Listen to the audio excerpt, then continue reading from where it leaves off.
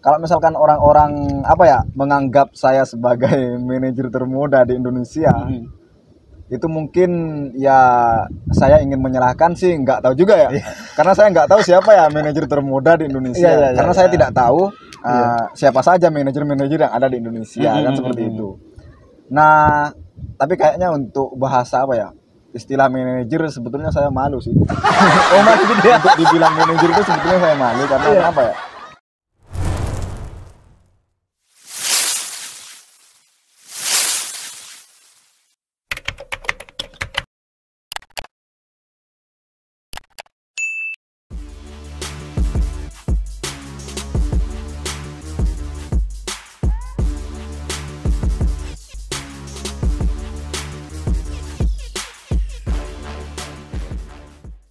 Assalamualaikum warahmatullahi wabarakatuh. Jumpa lagi dengan saya Agus Mariono Production, tentunya di channel yang keren sekeren Fiber. Sekarang kita berada di kawasan Kajuwaru guys ya. Saya akan ajak kalian untuk ketemu dengan manajer termuda di. Nah, kalian pasti penasaran? Ikuti terus video sampai akhir. Oke guys, sekarang kita bersama dengan manajer termuda di Indonesia. Ya, mungkin kita akan tanya-tanya beliau, yang mulai dari profilnya atau kinerjanya seperti apa. Ya. Ini saya panggil Bung apa Bapak ini apa Mas ini? Katanya termuda. Termuda ya berarti. Mas lah. Mas ya. Biar lebih Cocok ya. ke usia maksudnya. Oke Mas, sebelum kita bincang-bincang, kenalkan dulu dong sama sahabat-sahabat Fiber di sana, mungkin ingin tahu profilnya Mas. Oke, siap. Jadi nama saya itu sebenarnya Agung Ardiansah. Saya lahir di Sumeneb, tepatnya di Desa Torcek, Kecamatan Kangayan, Oh iya. Kabupaten Sumeneb. Saya, tapi kok bisa orang-orang menganggap saya sebagai manajer termuda. Nah Kenapa itu dia. Makanya kita kesini jauh-jauh ya, jauh-jauh dari Desa Kalisangka, Mamburi. Pulau Seberang ya. Pulau Seberang. Kenapa orang-orang panggil Mas itu manajer termuda? Nah, biar lebih jelas, makanya saya langsung ke orangnya langsung begitu. Betul, Cuma diceritakan Mas. Jadi sebetulnya tanggal lahir saya itu 5 Maret 1994. Itu aslinya. Asli ya? Aslinya 1994. Cuman di KTP saya 1992. Kok beda? Karena dulu pas saya daftar sekolah SD dulu. Jadi kepala sekolahnya itu salah tulis. Aduh. Dia harusnya 94, tapi ditulis 92. Akhirnya usia saya lebih tua 2 tahun dibanding aslinya. Dibanding aslinya. Tapi sebetulnya 94. 94 ya. Nah, kalau misalkan orang-orang menganggap saya sebagai manajer termuda di Indonesia, itu mungkin ya saya ingin menyalahkan sih, nggak tahu juga ya. Karena saya nggak tahu siapa ya manajer termuda di Indonesia. Karena saya tidak tahu siapa saja manajer-manajer yang ada di Indonesia, kan seperti itu. Nah, tapi kayaknya untuk bahasa istilah manajer sebetulnya saya malu sih. Oh, maksudnya dia Untuk dibilang manajer itu sebetulnya saya malu karena itu kan pas momennya Udin TikToker Udin Jamet yang lagi booming itu, yang lagi viral kemarin-kemarin sekitar 3 bulan yang lalu ya. Sekitar 3 bulan yang lalu, yang dari asal Pulau Kangean. Nah, kebetulan yang memanage dia di di Jakarta, kebetulan yang memanage saya. Nah, pada saat itu saya belum belum diresmikan sebagai manajer lah. Walaupun pada dasarnya yang memanage itu ya saya. gitu ya. Nah, pas pulangnya saya resmi menjadi manajernya Udin TikToker, dan itu atas istilahnya telah diketahui oleh Bapak Kapolsek Kangayan. Karena yang menganjurkan juga beliau. Ada bukti kan ya? Ada. Nanti kita ini sahabat-sahabat Fiber ya, kita tampilkan juga bukti bahwa Mas Agung ya.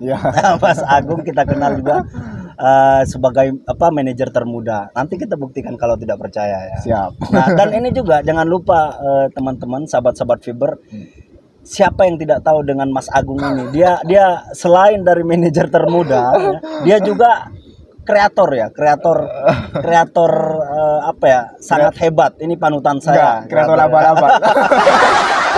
Nanti saya akan sertakan juga link di deskripsinya ya channelnya. Nanti uber lah ya. Jangan lupa sabrek juga ya channelnya Mas Agung ya. Mas Agung, kita kembali ke manajer termuda ini. Gimana perasaan Mas Agung ini ketika banyak orang mengatakan bahwa Mas Agung itu manajer termuda di Indonesia. Sebenarnya gini, seorang manajer ya pasti namanya seorang manajer ya, apa istilahnya, tanggung jawabnya itu kan besar ya. Benar. Selain apa istilahnya memanage lah ya, namanya manajer kan. Selain memanage apa istilahnya anak buah lah katakan, kalau bisa dikatakan anak buah atau apalah istilahnya, artis atau tiktoker atau apalah, itu kan tanggung jawabnya berat ya. Jadi tidak seperti yang mereka bayangkan kan. Kebanyakan orang kalau sudah jadi manajer itu uangnya banyak. Iya benar. Iya benar. Apa istilahnya, popularitasnya juga tinggi seperti itu kan. Sebetulnya tidak juga, karena apa ya, tanggung jawabnya lebih besar saya rasa. Oh gitu ya. Karena ketika kita menerima, kamu tolong dong misalkan ya, kan kemarin Udin orang tuanya Udin, kemudian juga anjuran dari Kapolsek bahwa Udin ini harus punya manajer kan seperti itu. Iya benar.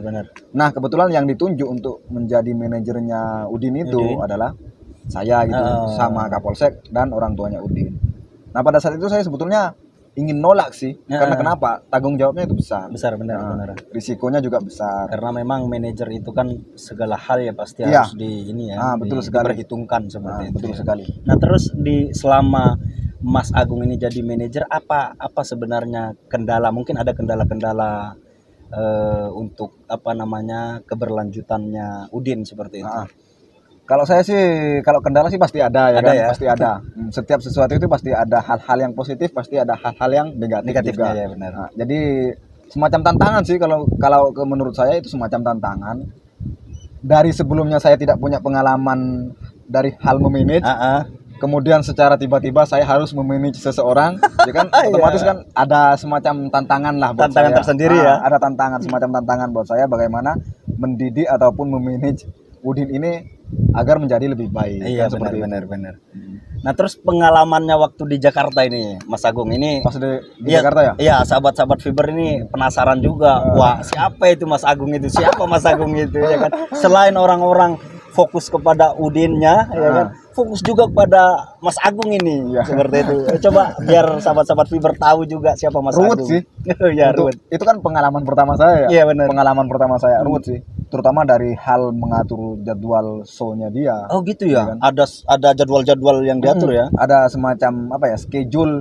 Kan ada banyak tuh yang undang, ada banyak yang undang. Nah, kemudian saya sebagai manajer harus menerima job ini dengan sebaik mungkin, ya kan. Nah, kemudian untuk mengatur jadwal dari sekian banyak jadwal yang kita terima, ini saya fungsinya di sana mengatur bagaimana jadwal ini sekiranya tidak benturan gitu. Ya benar.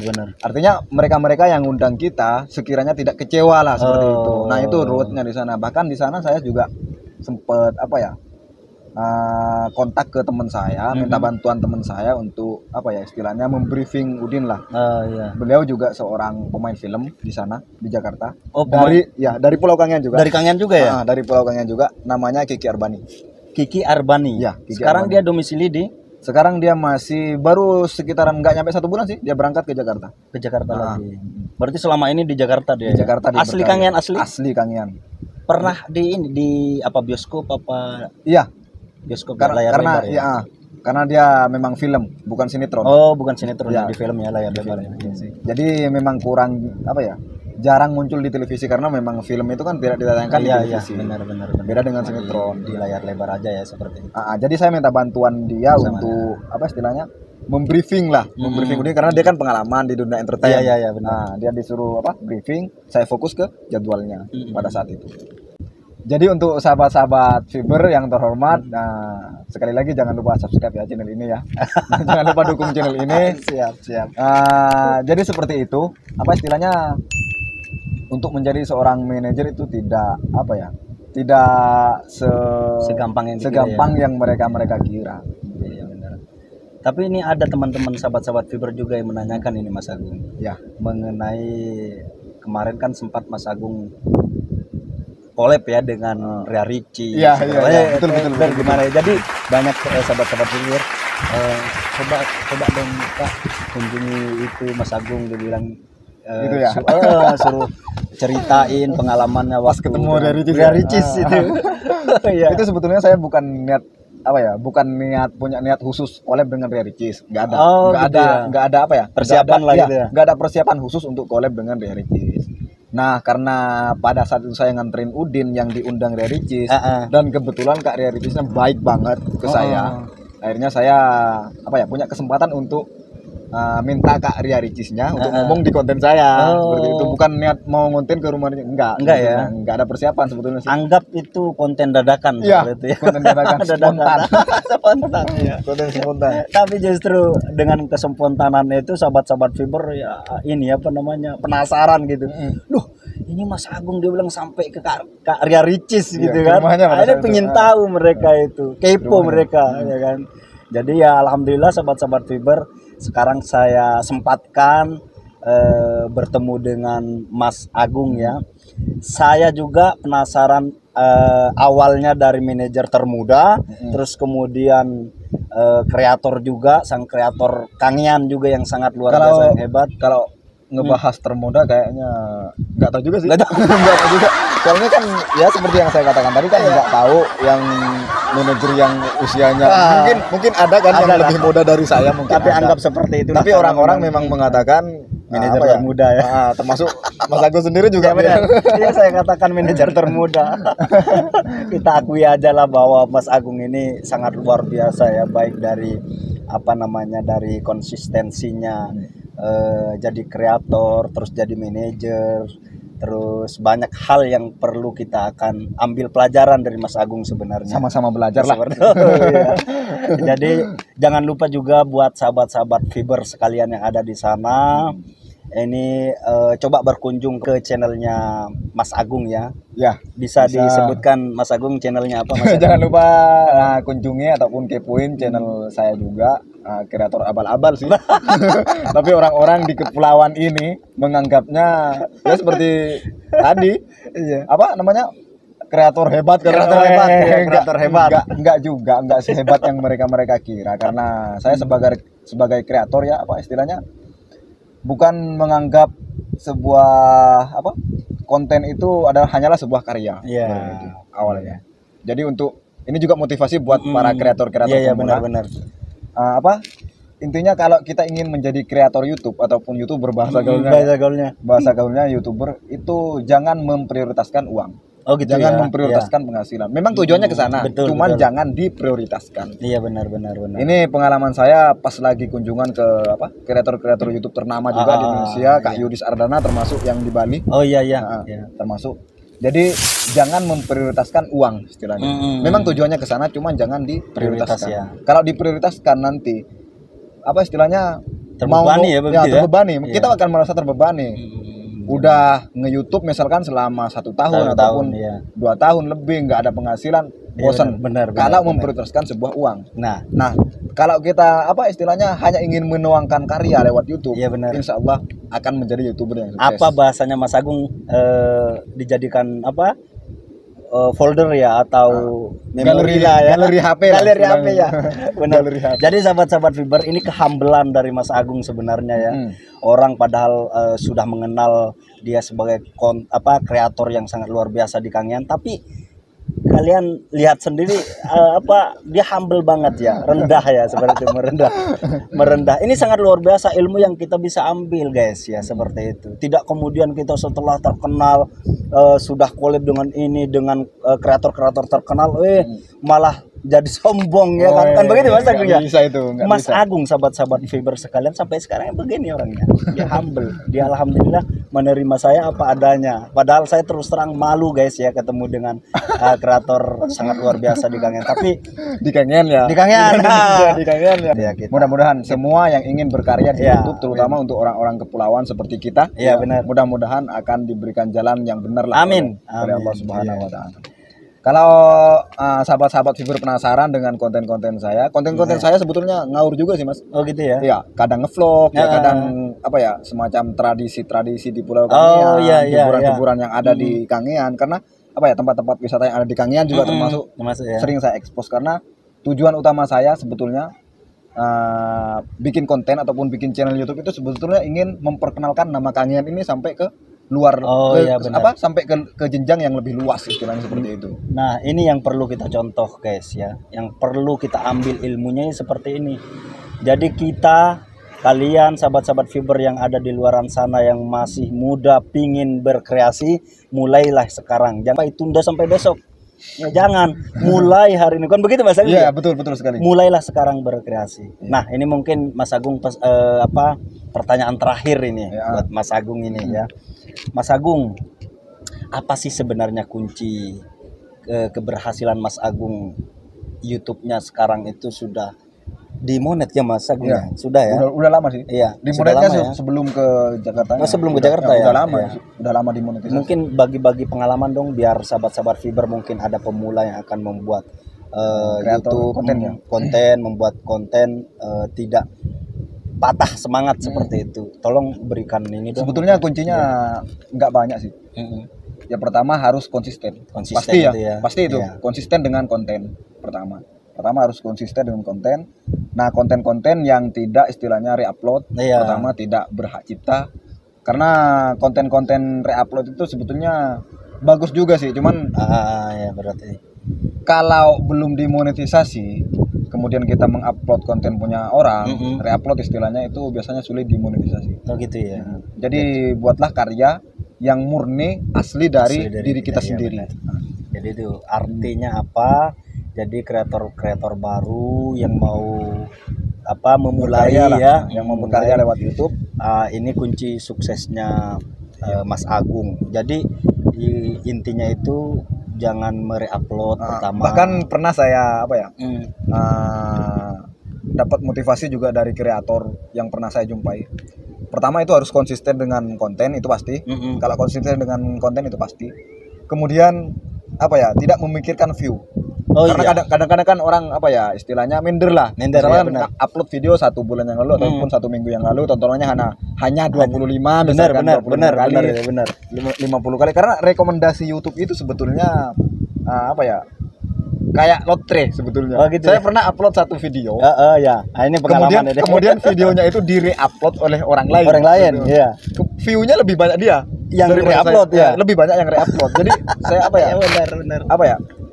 Seperti yang saya katakan tadi, pertama harus memang konsisten dengan konten, jangan perhatikan view dulu, jangan perhatikan view, tapi perlu perlu di setting juga. Perlu di setting juga. Jadi jangan perhatikan view. Kalau kalian ingin berkarya lewat YouTube, silahkan, tapi harus konsisten, jangan sampai istilahnya minder gara-gara view sedikit. Misalkan. Benar.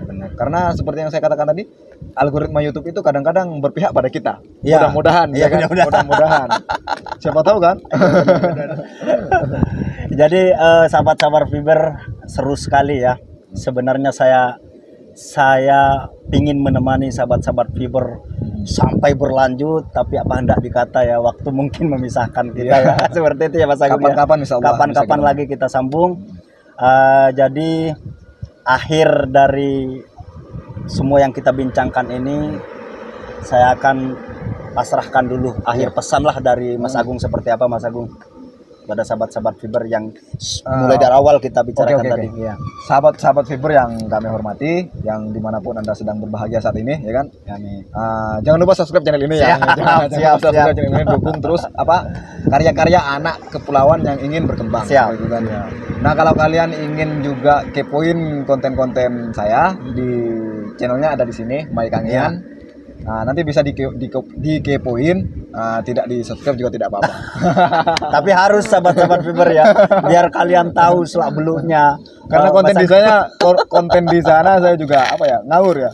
Kadang konten-konten hiburan, konten-konten pokoknya ngawur lah. Tapi intinya kan menghibur ya. Tapi intinya menghibur, kadang-kadang juga memberikan informasi, bahkan memberikan edukasi juga kadang-kadang.